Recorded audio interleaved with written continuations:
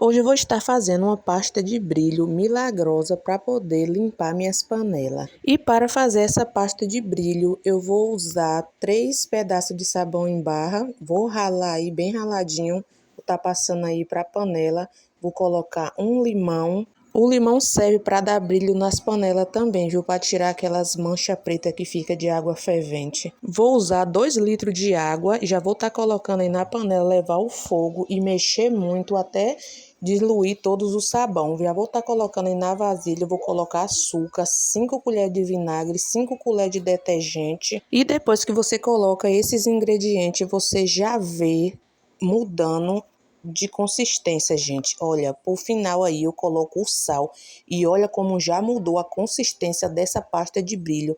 Agora eu vou passar tudo para esta tapuezinha. Depois da minha pasta de brilho ter esfriado, olha como ficou. Já deixe nos comentários se vocês gostaram.